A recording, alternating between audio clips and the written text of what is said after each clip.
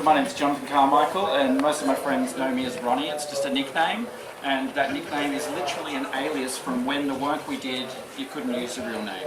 So most people will always call me Ronnie, and it's only in the last couple of years that we've gone out with a little bit of Jonathan.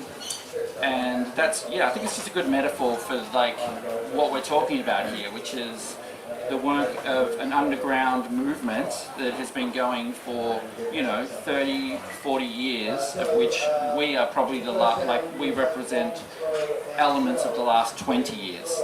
So, we fully acknowledge the work of many people before us and fully acknowledge the work of, essentially the indigenous people that have carried these plants that we work with. Many that are here in Australia, but many have come to Australia. And it's very hard for us because we kind of classify ourselves as ethnobotanists, and ethnobotanists kind of have to really work in a hard space where we have to acknowledge that the plants that we love and build relationships with were actually often obtained under circumstances that were not great. So we're trying to, I guess, build relationships with plants that we've acquired from friends and gardens that have come from all around the world, and we have to just, take on board at a very, constant level that we're trying to turn something that is a beautiful and rich plant into an ideal, build a relationship in a really great way, but acknowledge that there also is some negativity to how these plants came to Australia often. So that's just a bit of a struggle of us. When you go out to your garden and you see all these amazing plants and you think that one's from Peru and that one's from there and that one's from here, but the story of the plant getting here is not necessarily ideal. And then we're now forming new relationships with those plants, and we're trying to make the most of them and make sure that these plants still exist regardless of legality. So for many of us, and certainly for Entheogenesis Australis, a lot of what we're doing is around plant sharing.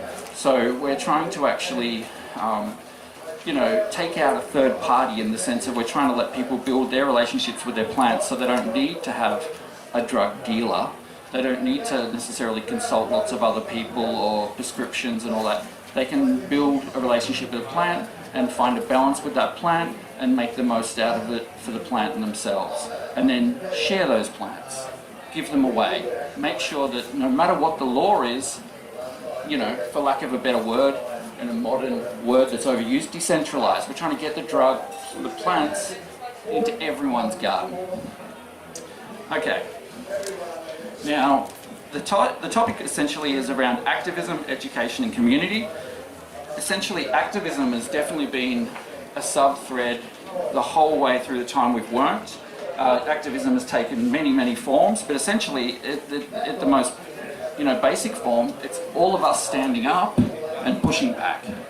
And just, we're at the table with our family or a friend or at work, and even on a basic level, someone says something and you just hold them accountable for it. Remind them that some of these things that they're told is just bullshit. There's lots of other ways to do much stronger activism, and we're doing that. But at a basic level, it's about us pushing back at a one-on-one level, and then at a cultural level, and then at a legal level. Okay. Now, before the last little segue is, we're basically about to go into the psychedelic.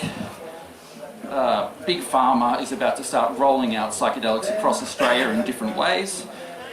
The community organisations to this point that we're about to talk about, and things that like Will's organisation, they're all mainly been volunteer based. There hasn't been any money in this space. These are people who've decided to pick up the sword and plant the seed and generally do it as a volunteer basis for 20 years often. So it's quite a dedicated scenario. They're people who've woken up and they really feel strongly about this, and so they've carried the torch in a volunteer situation often. So I sort of joked this morning, I think, to Martin when I was saying that we're about to hit the age of the psychedelic high gloss. We're all about to start getting big glossy magazines telling us how cool these psychedelic retreat centers are. We're about to get inundated by the new environment that's upon us, and Big Pharma is just it's gonna be something completely different.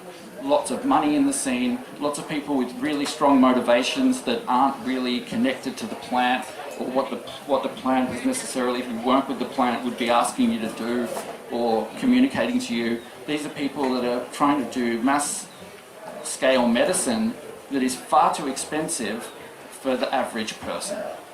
And so, you know, I think a very simple example is $5,000 is probably the minimum amount it would cost to have, bare minimum. So if you'd like to go and score mushrooms, it's 500 times cheaper to buy it on the street for $10.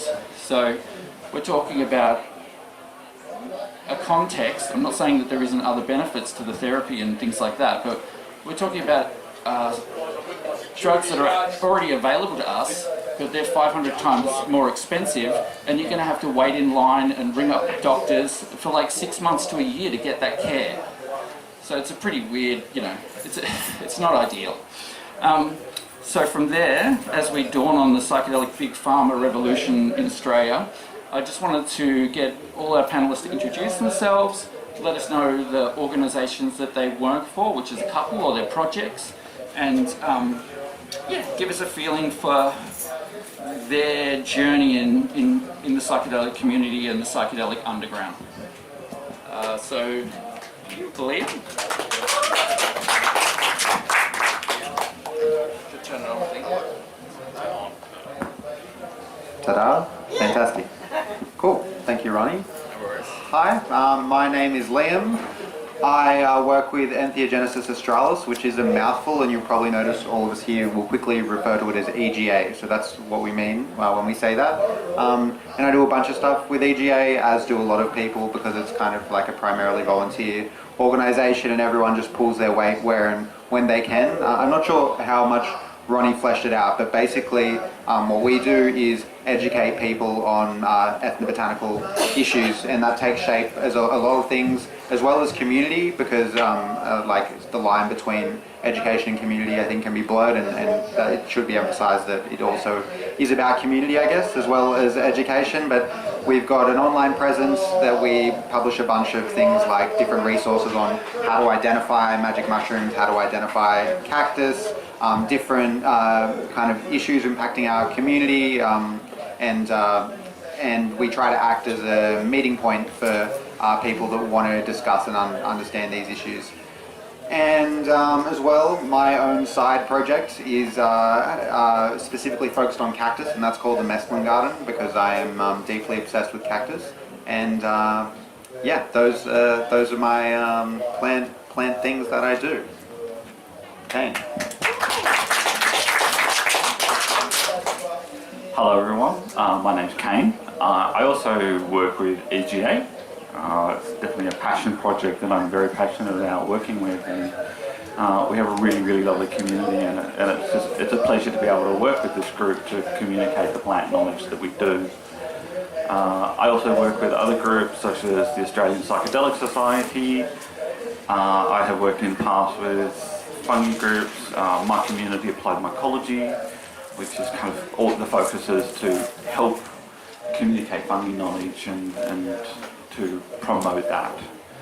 I also work with an overseas group, the Entheogenesis Foundation, which is a non-profit group, and we're trying to do the full genome sequencing of every single psilocybe mushroom to try to keep it out of the commercial hands, so that genetic knowledge stays in the public domain and can't be used for those kind of commercial intentions.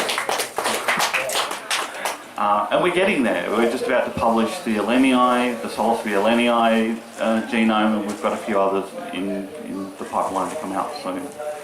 My own private my personal project is guerrilla mycology. I'm very passionate about communicating knowledge around fungi, particularly how to cultivate fungi. I would like to be able to see everybody feel comfortable with being able to grow their own mushrooms. you know, I see it as a fairly easy thing to be able to do at home, and I just love teaching people how to grow their mushrooms, and they come back to me a couple of months later and go, I did it, and I grew my own, and it's just a real pleasure. I'm going to pass over to Pixie. Was anyone here for Caine's talk yesterday? Yes. Yeah, absolutely amazing. Thank you. Hi, I'm Pixie, and I do also, like, we all do stuff with EGA, but yeah, so I founded the patch. We call it, for simplicity's sake, you can find us on Facebook as the patch, but it's the Psychedelically Aware Talking Circle Hub. And this was basically in response to the Four Corners episode that aired last year. While everyone's had a lot of different feelings about the matter, there's clearly some issues within our community that we're better to approach head on ourselves rather than just let it fester and cop the backlash and all of the harm that comes with it. Unfortunately, not everyone who moves into psychedelics has everyone's best interests at heart. There are people who are just out to make money. There are people who are just not ensuring the safety of the people that they are working with. Being underground, you know, we either wait for outside forces to come in and do it for us, or we grow up and be responsible, and we come together as a community and we talk it out. So hence it's a community talking circle hub.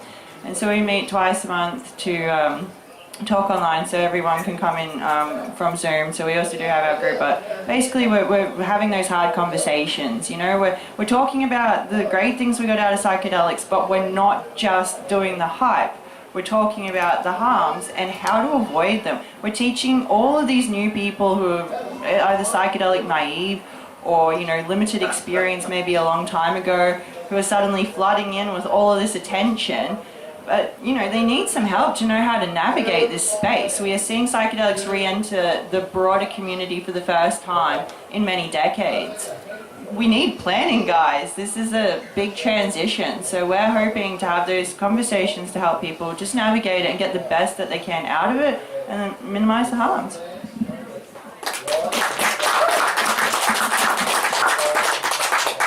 Hello, my name's Martin, and I've had a close, sometimes obsessive and sometimes unhealthy relationship with plants and EGA for about 20 years now. So thank you all for coming. It's lovely to see you here, and here we are in the self-help group. I've been watching EGA grow and flourish since we really sort of brought this together in a formal sense about just on 20 years ago.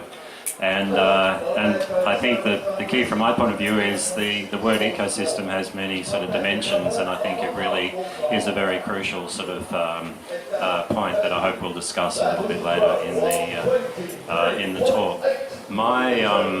Let's see, EGA and the plant community really bring together people with many, many different skills and perspectives. I think my superpower is in research and in science and so on, and so I've been working towards and beyond setting up PRISM, Psychedelic Research in Science and Medicine, which we established in 2011. And our express mission was to try and make an Australian contribution to the global research effort into exploring the benefits of psychedelics, particularly in the medical sense, but certainly well beyond that as well, because there's such a universe to be explored in terms of the effects of psychedelics and our relationship with psychedelics. And I think that's really what's kept us going all this time. I'm happy to say that I think we've made fantastic progress over that time, but of course there's a long way to go. And so coming back to that concept of ecosystem, which is, to my mind, it's a question of sustainability. I'm just very interested to see how the sustainability, how we are going to sustain this community in the face of quite dramatic changes right now. So, yeah, interesting times, and I look forward to discussing them.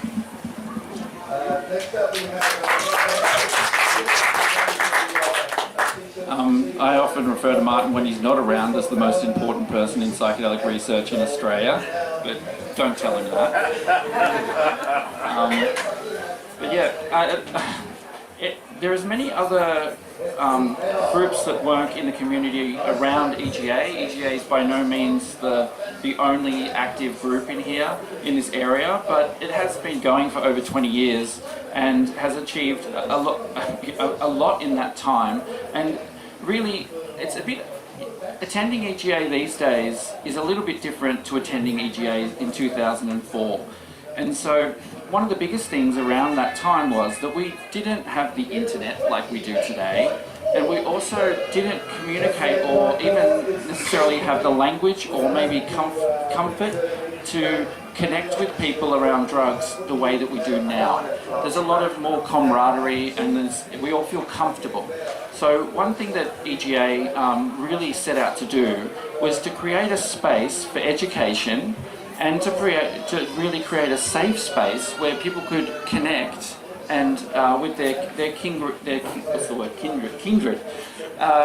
and that was as important as the resources and the education. Yeah, you're on access with the mic there. Yeah, this is my first time ever trying to do this. So yeah, That's it. got it. So essentially what we learned pretty quickly is that it didn't really matter who you got from overseas to come and educate everyone. People were having just as much fun in the campsite and connecting, and so we've tried to really keep that going, the community side of it. And then we've also tried to extend by creating resources that everyone can access, and we've always had a really strong feeling that even though we have to charge for tickets, we really want to get all of the assets and all of the information we can out to the community, and sometimes that takes a long time because we're volunteers. But it's a real strong, it's really strong behind what we do. So I'm very proud to say that, like, at the moment we've got a great, I think our YouTube channel is probably a really good example. So there's basically 160 lectures and video content that's been produced by EGA and then given back to the community. And many people haven't even sort of been to that resource, but if you go there, you'll see it's high quality educational resources primarily produced by Australians for our community, and it's a really good example, just one example of what EGA has been able to achieve. And then I'm only going to sort of use this one resource example, but so how I became to form EGA with 4 other people was about 3 years before. Essentially, I was trying to find subs in Victoria, and there was the internet. Yeah, subs, magic mushrooms, subs. And essentially there were, the internet really wasn't what it is today, and so we started looking for books in the library and books at university, and essentially, like, you would travel 2 hours to a book in a library only to get there to find out that the page was ripped out. So the idea of, like, connecting the dots, like, what's the dose, what does it look like, and a lot of the information wasn't Australian based, so if you could find stuff online, the dosage level was not at all sort of that relevant. And I mean, there's a couple of people here I know from Shaman Australis, and Shaman Australis, we have to acknowledge, was the most important resource in Australia at the time. But I spent 6 months obsessing over finding these mushrooms, that 6 months later when I found them with the 4 other people that I was with, we had built ourselves into such a mental state about finding these mushrooms that I can liken the experience to an atomic bomb going off in our mind that led from an experience that went from ecstasy to agony and back again. So all 4 people that took the mushrooms in this strange house in Box Hill, about 3 hours later, no one was in the house, and reports are to people who found the door open after the medical people arrived, was that the house was covered in mud from head to tail, and the mushrooms that the medical people took away was like this big. It was like, how much, pardon? That's all right, it wasn't a question. So we didn't know the dose. We took an amount, we got excited, and I was ecstasy. I had a ball, but everything else was from sort of maybe to what the fuck, and that was interesting, to agony. So one gentleman ended up in hospital, and again, maybe it wasn't the right thing to happen, but again, we just didn't know. So we set about trying to create resources to correct that. That was the motivation. We were trying to find, okay, this gap, how can we help fill it? So Caine has made an amazing resource which now kind of fulfills beyond anything I ever thought would be possible. So I'm not sure, do you want to tell us a little bit about that specific resource? Because I think it's a really good example of the educational resources we've made. Okay, yep. Am I going to get feedback? We're working this out. Ronnie, Yes. Barlow. Okay, yep. My one doesn't go off. No, it's not. You sure? Okay, so is everyone mics off right now? You're two. Yep. Okay, so who's talking? Caine. Yeah, I'm talking about. All right, go Caine. Okay. All right. Cool. Yes. Okay. Very big hall. Yeah, very, very big hall. So I think there's two resources that we're referring to, Ronnie. There is. So there was, first off, there's a document that I was the main author of, the Psilocybe suberugosa PDF resource that was written up. Reference. That's what it's called. If you want to find Resource guide? Reference guide. Oh, okay. research for. Yeah. Which is a beautiful thing. It's a beautiful thing, and it's been spread out pretty widely now, and we even published it in the EGA journal, which we didn't bring a copy of. We should have. Anyway. And then the other resource is the Psilocybe suberugosa YouTube video as well, which is about 10 to 15 minutes long, and I describe all the features and the ecology of how to find these amazing mushrooms. And I kind of shared Jonathan's kind of feeling about, like, because I went through a very similar experience growing up in Tasmania, and it's just like, I want to find these mushrooms, and going to libraries, and pretty much the same deal. The page would be ripped out of the book. And there was only really a handful of guides at the time anyway, so how do you find information about these? And then how do you find information about the dosing? There was some kind of quirky American books, but then they were talking about American species as well. So, and I guess over time it's just like, okay, I want to find these mushrooms, and then having encounters with poisonous lookalikes, potentially almost getting poisoned by picking the wrong mushrooms a couple of times. And then we're also looking at things like Amanita muscaria as well. There's another species, and then finding things like that look like Pantherina, and there's just clearly a lack of information around these species and how to collect them, how to prepare them, and how to take them. So given the opportunity to then create these resources for EGA, it was definitely a jumping in and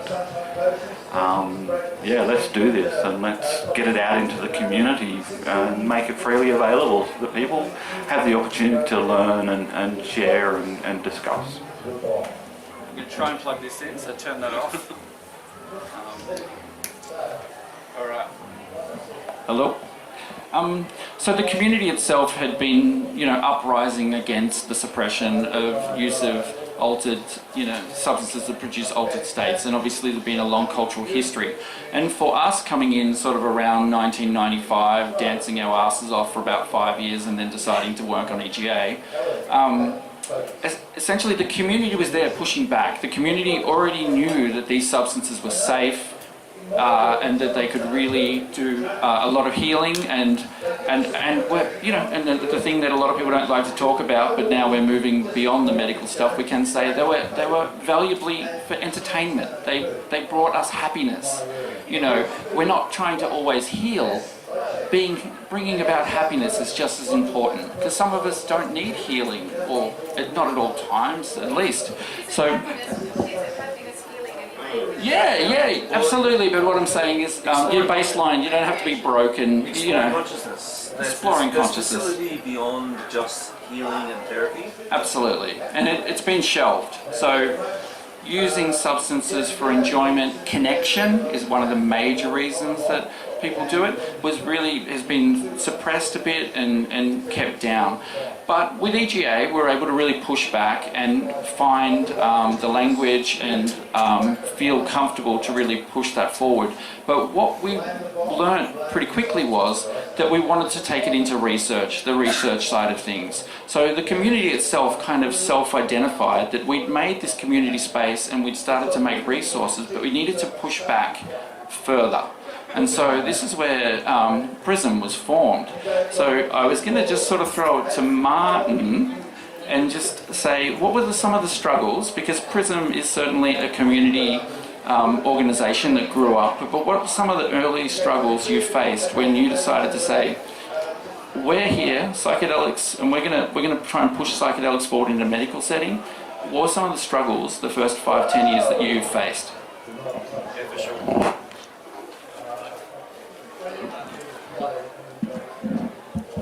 Yeah, so basically there was certainly a prehistory of clinical use and research globally as well as in Australia, in fact much more globally than in Australia. But that had been buried, of course, through the war on drugs, to the extent that it really became a complete sort of career suicide situation for anybody to express any interest in exploring this very, very fascinating sort of field and potentially very therapeutically beneficial field. So we became increasingly aware, not long after the beginnings of EGAs, it happened that research was recommencing particularly into psilocybin. Firstly, in healthy volunteers for the sort of expansion of consciousness and the improvement of, or the betterment of well people, I think was the sort of the term that was being used.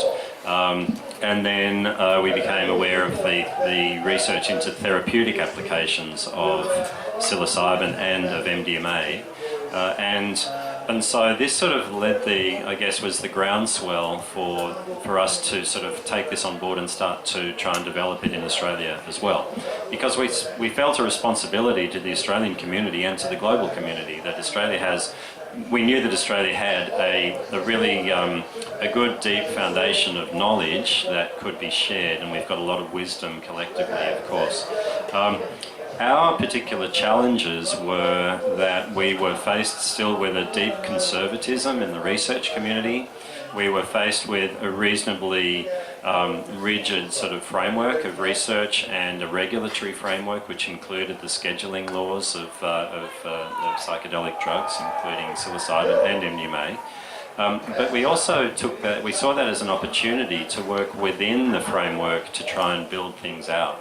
And this has been a sort of a deliberate strategy globally as well as within Australia to try medicalisation as the first sort of step towards a broader destigmatisation, a legitimisation, sorry about these long words, I'm having trouble saying them, legitimisation of psychedelics as a valid sort of area of study and potentially a therapeutic sort of area as well.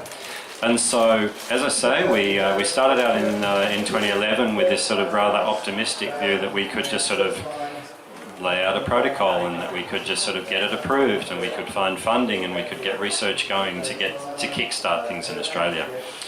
We very quickly came to the realisation that that was not to be the case, and so 2012 we were knocked back by a Human Research Ethics Committee, partly because I suspect we were very wet behind the ears when it came to sort of starting research anyway, but I do think we had that sort of deep conservatism in the academic field that we had to negotiate. It took us another 3 years to find another group of people to try and put a second protocol together and to put that together as a research project. That also was knocked back at that time by Deakin University. I'm very happy to name names. Anybody from Deakin University here? Dr. Will Lloyd was in town recently, but he's not. We were knocked back primarily because Deakin University was shit scared of the potential sort of media shitstorm that might sort of envelop us if we did try and initiate psychedelic medical research. So they basically knocked it on the head before it could even get to an ethics committee for approval. it took another 3 years essentially, or certainly 2 and a bit years before finally it seemed that the tide had turned. And that really coincided with a significant shift in media, global media exposure. The book by Michael Pollan had just been published and was really gaining some cred, I guess. And the results of the first medical studies of psilocybin-assisted therapy for end-of-life anxiety and depression were really starting to make some waves in the medical and research communities. And so that really was the turning point for us. So from 2011 to 2018, when we started working on St Vincent's Hospital Melbourne study of psilocybin-assisted therapy in end-of-life anxiety and depression, was a 7 or 8 year period. My sense is that things happened at the right time, and I think that it was really time. It was slightly overdue, but it really was the time in Australia to bring that about. And I'm very, very happy and proud to say that we've really been we were the starting point for a real proliferation of research. Now the journey continues, and of course medicalisation is only one sort of part of the overall sort of bigger picture. But I feel that this has been a significant step forward in the conversation in Australia, the acceptance and legitimacy of psychedelics, and I'm really very proud and looking forward to the next few steps.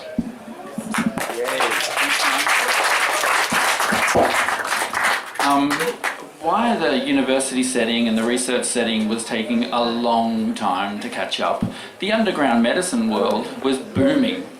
So I was sort of going to ask Pixie, if you didn't mind giving us a bit of a feel for, what the patch and sort of like why is the patch needed, what are the goals of the patch, and how does that sort of link into the underground medicine world, and so I am a neuroscientist and I am studying psychedelics, but what I do with the patch isn't really about medical models. There's a team of us who are really helping people who are DIYing, but also people who are accessing this underground network of people who call themselves shamans or facilitators, healers, therapists, practitioners. There's a bunch of different names, but people who are giving people psychedelics for money. And sometimes this works out well and sometimes it does not. Sometimes people are very inexperienced, and even if they have the best of intentions, they're all like excited, oh, this is going to fix everyone, I'm going to dose my friends, I'm totally aware of what I'm doing and I'm going to take money from other people, but they just don't have the ability to safely navigate people through. And so even if they do have 20, 30, 40 people who are happy, there still can be real harms that come with this. And so as it, I guess, proliferates in our culture, we really, really need to get moving on that decriminalisation, because aside from making now a huge amount of the Australian population criminals, it is an innate right that we should be allowed to work with the plant medicines and fungi that we have had forever and a day. No one has the right to deny people to be able to access or self-treat if they want to. It's just ridiculous. So we want to help support anyone and everyone who wants to be able to access them. If they want to DIY, if they want to go to a therapist, here's some red flags, here's some things to look out for, here's some things that you might want to see in a person that you want to work with. Just helping people to navigate this system, because otherwise you've got a lot of people who are very vulnerable, a lot of people who are like, this is their last resort, this is their last chance. So it's even just directing people to PMANZ, make sure that you picked the right mushroom. If people want to be able to do this, we want to make sure that they can do it safely and not taken advantage of. So we are also now considering the medical models, because we're like, oh shit, big capitalism is also encroaching on that.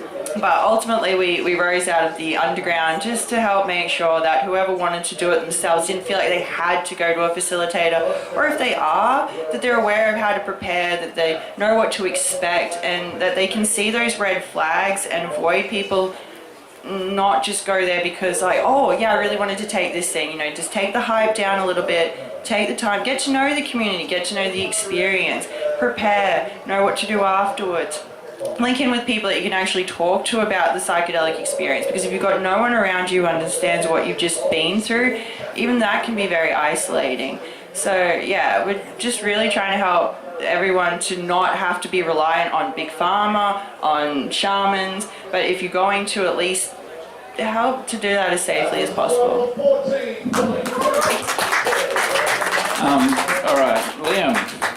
Can I just mention, case in point, the recent headlines, I think it was May the 3rd, Sydney Morning Herald, Cambo death in Mullumbimby from a facilitator who I sort of glossed over the whole article itself, but you can find it if you just Google Cambo, Mullumbimby death, I guess, New South Wales news, something like that. You can also check out Octavio Reddick if you want to see an example of poor practices. I sat with him a long time ago. He's not allowed in Australia now, so I have absolutely no issues on naming names there, but he's put plenty of stuff up on YouTube, so if you want to understand why we need to educate people around dangerous practices, he tases people while they're under the influence of 5-MeO, and people have absolutely died. This is really serious. We love psychedelics. We just want them to be safe. And most of the time that's about the people, not the substance. I believe he waterboards people as well. Yeah. It's the left-hand palm, you might call it. Anyway, back to you. One more, and then we're going to go to questions. So as, I guess, protocol develops in universities, protocol develops around caring for people, protocol also develops around acquiring, picking, growing and sharing native plants and cactus and psychedelic cactus. So I was hoping Liam might share a little bit about the resources and your thoughts in that area. Now, obviously this isn't, sometimes Liam's thoughts and ideas around conservation are not for everyone. They just want to be able to grab the plant, extract the shit out of it and have a good time or talk to Buddha, whatever. But protocol is needed to protect the plants, to protect the origin of the plants, to protect the people, to protect the lineage of information around these plants and to protect them from being extinct. Because extinction is a real thing that the ethnobotany community can inflict on native plants quite easily. So, Liam, do you mind speaking a little bit to this, and then we're going to go to questions? Sure. So within the, less than 15 years that I've been growing cactus, I have witnessed particular cultivars become extinct. So it really does happen, and I've watched it happen, and for sure we're going to see more of it happen. On a, please support our amazing charity level, the best way to learn about, I think, this issue is a resource that we made called the Lophophora, which is the genus that peyote is in, the Lophophora Conservation Reference Guide, which is on our website, much like Caine's fantastic mushroom identification resource. What's the URL for the website? Entheogenesis.org, thank you.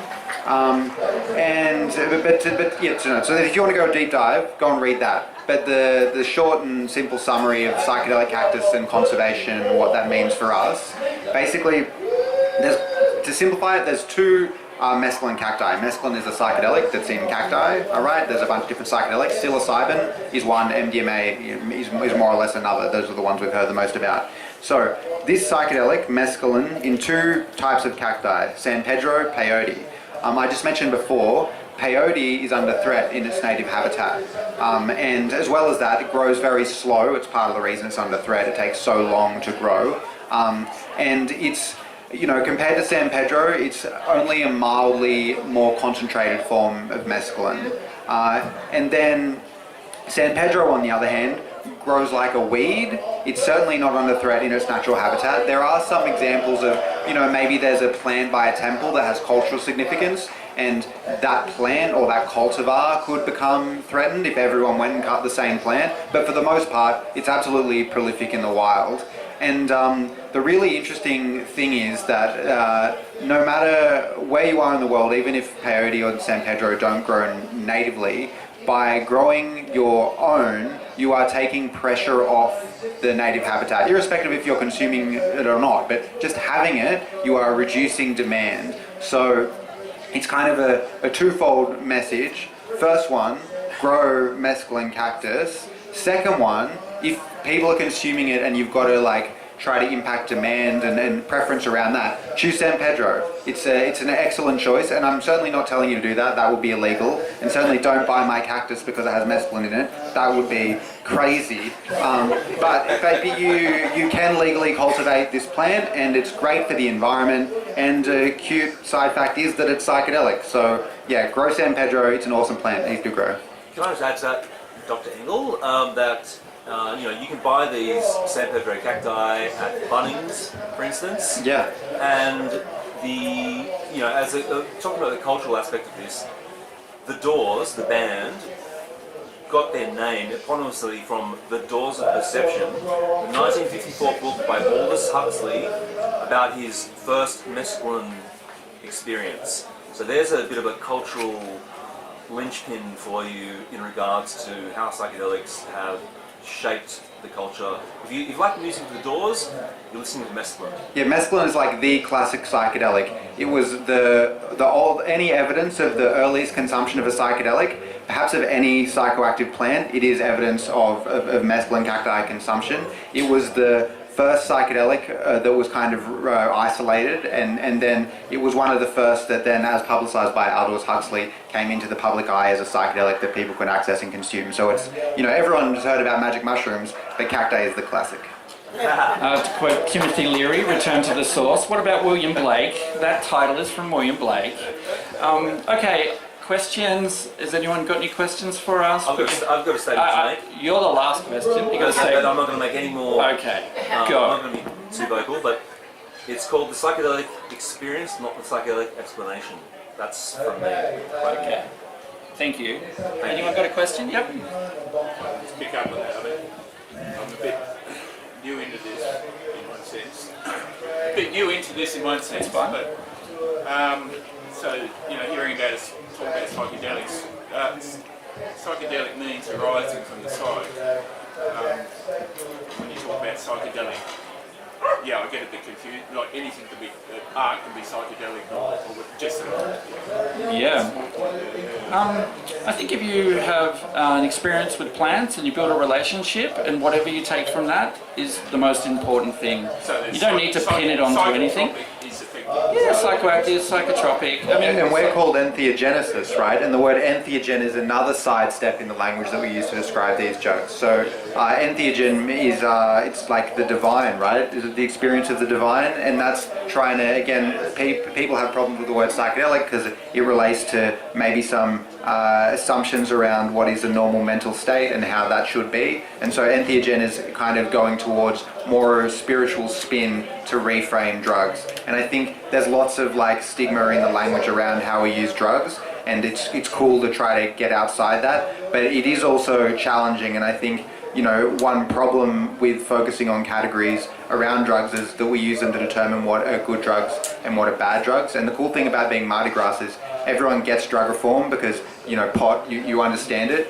But often people that come to the psychedelic space without experiencing the drug space from another context, they think that psychedelics are better than other drugs and we need different drug laws for psychedelics and other drugs, which is kind of correct on some level, but in my opinion, I think the most harms around drugs are created by a criminal culture, and focusing on the categories of drugs can distract from that. The other point was with peyote, the ceremony was the big thing. What the Indian brought the Indian people together. The big peyote ceremonies and meetings, and that was where where you're not on your own. That's the point, I think, of all of this. Yeah, it brings people together. Connection. I'll just finish by saying one before I go to the question here. So, Entheogenesis Australis is a not-for-profit charity, but on our website we don't use the word psychedelic. We run a conference called the Psychedelic Symposium. You can go to a whole other website where it says psychedelic 479 times, but on our actual official website we barely use the word psychedelic. So that's probably an indication of the fact that there's lots of stuff going on here.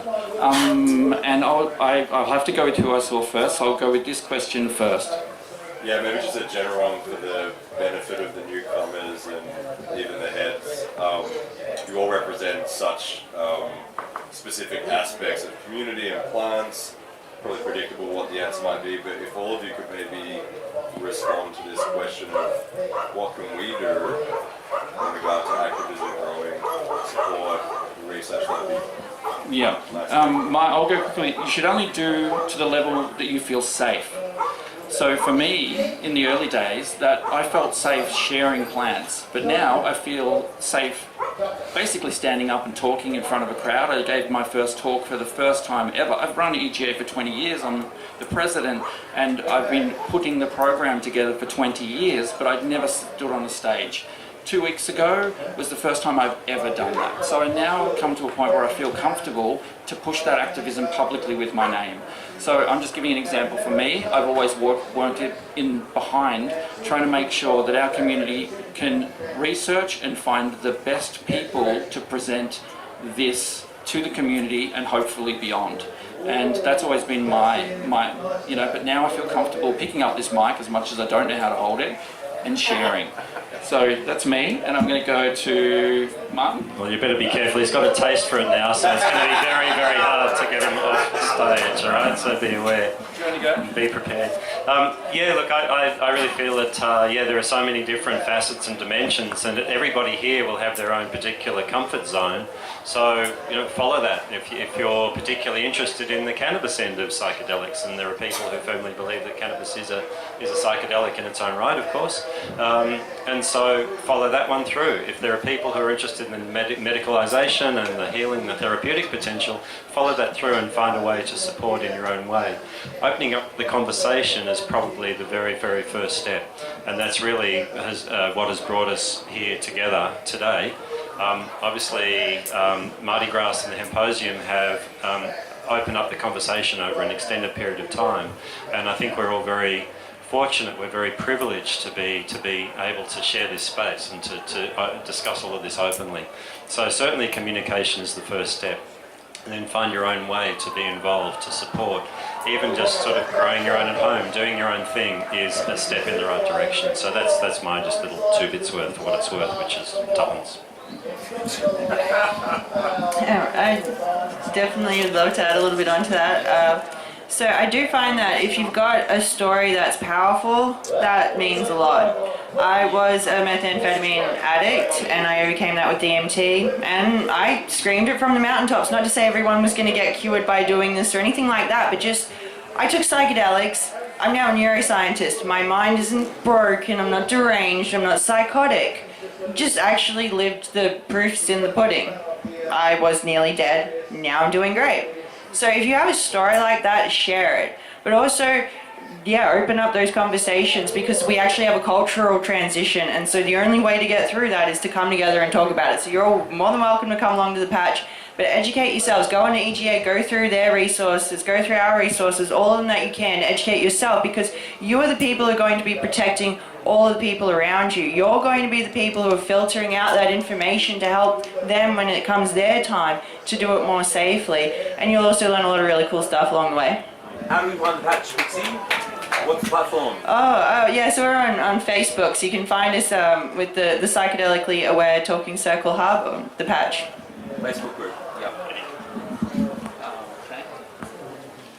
I would have to say develop a relationship with the plants themselves. Many of these plants are freely available. You can ask around the community. People, like with the cactus, people will happily give you cuttings, for example, or cuttings of various vines, or there's seeds available. I feel by developing a relationship with the plants or the fungi, you create a deeper, more significant relationship within yourself, an understanding of the needs of the plants. And then if you go ahead and then consume said fungi or said plants, that relationship is deeper, and it resonates in a different way, I feel. And I think then beyond that, communicating that knowledge, having conversations with others, and also education, going and finding the books. There's so many amazing books that discuss the culture and the usage of these plants, and having an understanding of the traditional knowledge and how you can bring that forward into your own life and then communicate that again within your own communities. Talk to others, be open about it, come out of the cupboard. I think that's the thing. Like, we're now in a mature space where we can be open about this and talk about this freely. I think the more of us that do that, the more it's going to grow and it's become mature. talk to your mum, and when she gets it, talk to your mum's mum, and when she gets it, find every other relative you can talk to and talk to them, and then just keep it going. Often your mum's mum might get it before your mum does. Yeah, and I think just preference cultivated plants over wild plants, because when you don't know where your stuff comes from, that's how you have surprises in the environment, and we don't want surprises. Yeah, like specifically my concerns are acacia and peyote in that regards, but just generally, there's no need to take plants from the wild. Grow them. It's better for everyone. One more. Yeah, what have we got? I have a question, but... Oh, yeah, yep, you please. Mine's just a quick rookie question for go. you. So what's your name again? Liam. Liam. San Pedro being a preferred source. Now, I'm a bit confused. Trichoceres, Echinopsis has different things, and then there's this Pachanoi. Is San Pedro... Trichocereus or Echinopsis are both terms that might be used interchangeably for the genus. So like cannabis indica, cannabis is the genus, and Pachanoi or Pachanoi, I don't know how you're supposed to say it, starts with a P, that is the species, so like indica, yeah. Oh, so Pachanoi is like a Trichoceres Echinopsis. Yes, and for those playing along at home, it appears of the three common Trichocereus species, Trichocereus pachanoi, Trichocereus peruvianus, Trichocereus bridgesii. Trichocereus bridgesii appears to have the most mescaline in it. What do you know? So does San Pedro, is that a different category? No, San Pedro is a general term for all the species within this group. So I've given you 3 names. People say there's as many as 30. Some people argue there's as little as 1. Taxonomists are annoying. The taxonomy, Pixie, the predominant cultivar, Yes. aka San Pedro. That's a cultivar. Your video online? Oh yeah, there's a number, but the You know best the one. on this issue, oh yeah, San Pedro Australiana. It's the one everyone likes. It's not my favourite, but there's a pretty video. But in terms of understanding all this drama, I've got a book. It's free online. You can also buy it, called the San Pedro Appreciation Guide. You can find that on my website, the Mescaline Garden. Thank you. Just back to the naming. If you think about cannabis sativa, the common name for many years has been marijuana. So Marijuana, Mary Jane. San Pedro is San Peter, and so that's the common use name, the street name. Colonialised. Question back here? Just wondering, if you wanted to find out how a person should be medically ready to go on the journey, you know what I mean? Like all the stuff that's going on nowadays. And if you were going to be with someone to be responsible for that person. I'll let Martin. Yeah, certainly an important consideration. I think the psychedelics that are commonly used in medicine are generally regarded as physically safe, as long as somebody is in reasonably good health, in good health overall, so physical health. For example, psilocybin and MDMA, which I guess we sort of put in a bit of an honorary psychedelic category, but psilocybin in particular is known to slightly increase blood pressure, increase heart rate, a couple of other things in the physical sense, but those are transient, and as long as somebody's in reasonably good sort of physical health, then there shouldn't be any particular issues there. The main consideration, of course, is their psychological health, and so somebody who might have a predisposition to psychosis or schizophrenia will probably be at a greater risk of complications, and so that's really where it's very important, okay? So certainly in the medical, in clinical trials, which are the general sort of way we've been working up until now, people are very carefully screened. That is likely to be relaxed very significantly as there's a translation from research into clinical practice in community clinics and that sort of thing.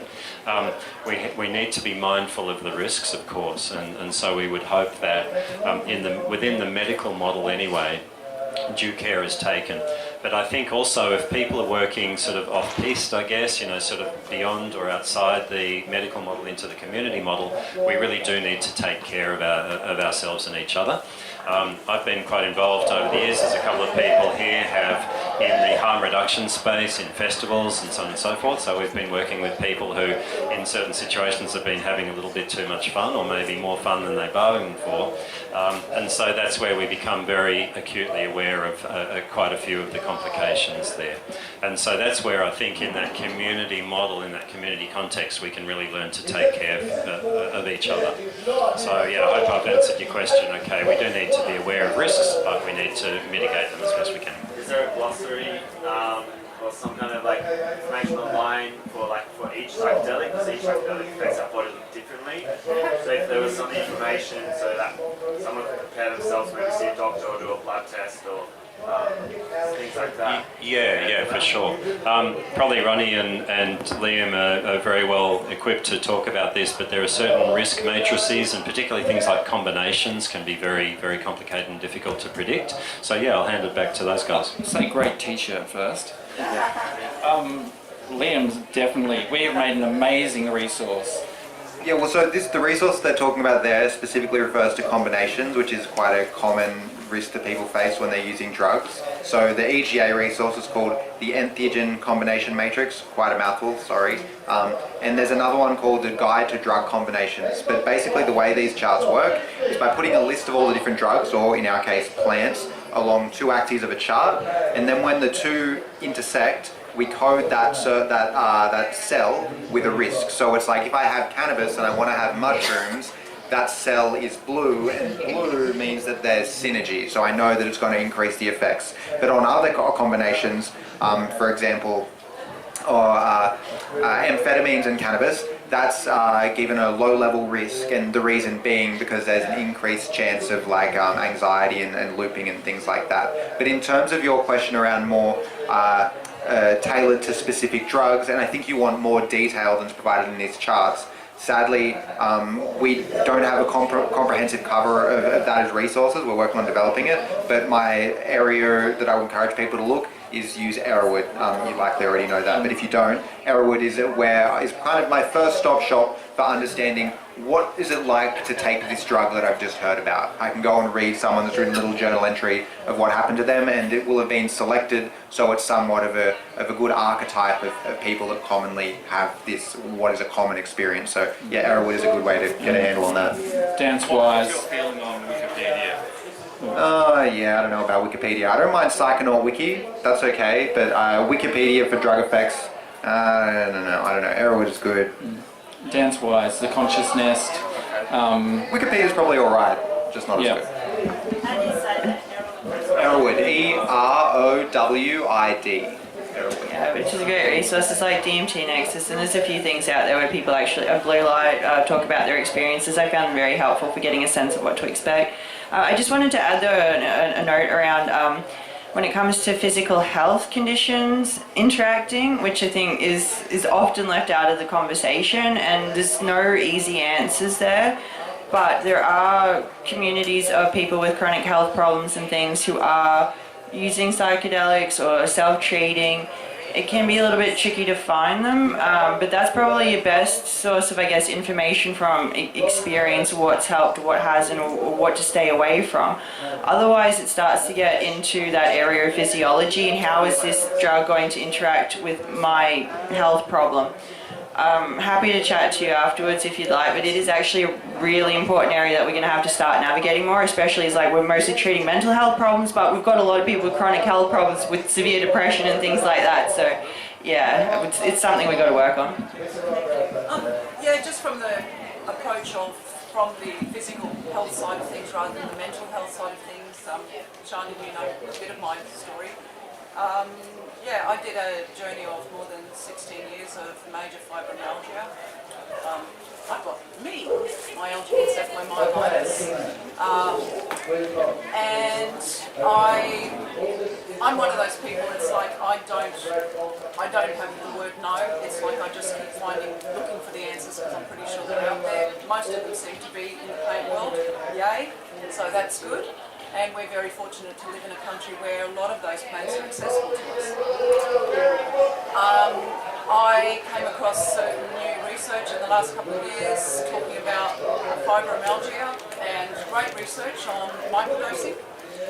which I went, hey, I live in the middle of a cow farm. Bonus, I'm going to try this out because I'm not willing to wait for the research to back up what I feel I'm quite comfortable to do. What I want to know is what I found was that it worked a lot better for me. Microdosing was great, and it did. Yay, I'm a success story. You know, woo!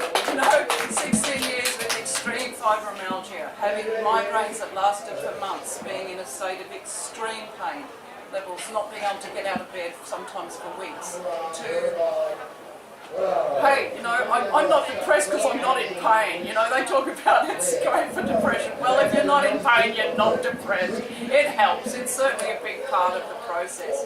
I know it's the catch-22, but what I also found was that using other nutritional supports was really effective with microdosing.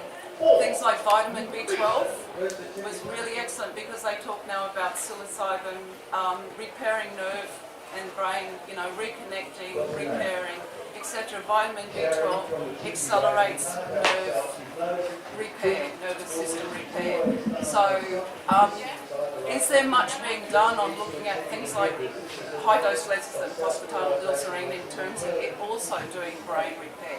So is there much being done in terms of us looking also at nutritional support? I'm not sure how much there is in terms of directly with the nutritional support, though some people are starting to delve into that. But I do also thank you for bringing up the point that, like I was just talking to Martin about yesterday, there's so much focus on the mental health stuff. There's actually some really amazing research out there. A lot of it is behind paywalls, so if you've got, you know, access through a university or something, but otherwise it can be pretty tricky to get some of it, but there is definitely a fair bit you can even still find through Google on actually helping neuroinflammation, on helping with neurodegenerative conditions. In particular, we're not talking about the psychedelic effects. You know, it's not helping you process problems necessarily. We're not even looking at just the serotonin receptor that always gets all the attention. We're looking at things like TAR1, we're looking at things like Sigma-1, all those intracellular pathways. And there's actually a lot that is really, really promising in that area of neurodegenerative conditions. These are the most profound things. We're talking about MS, Alzheimer's, Parkinson's, ALS, things like that, the worst of the worst. And it is early days, but it is promising. Even with stroke, it was able to stop the neurons from exciting themselves to death so much. Ed Freshka was a great research, huge fan of his. So he's been actually writing about this for years, and some other researchers that he works with. It's just not talked about as much, but I think this is actually the really big thing for psychedelics for me, but definitely the mental health stuff too. But thank you, and I hope the nutritional stuff will pan out. We've got time for one more question. Ginkgo biloba, I want to add is One. Have we got one? the neurodegenerative protective herb par excellence. Thank you.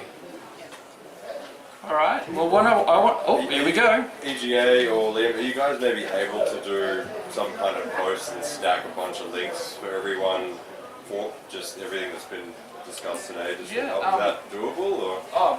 If you head to our website, which you'd be better saying, Liam, because I always get stumbled up. All right. There are. Like honestly, off the top of my head, we've covered a lot of ground, and I'm not exactly sure everything we've covered.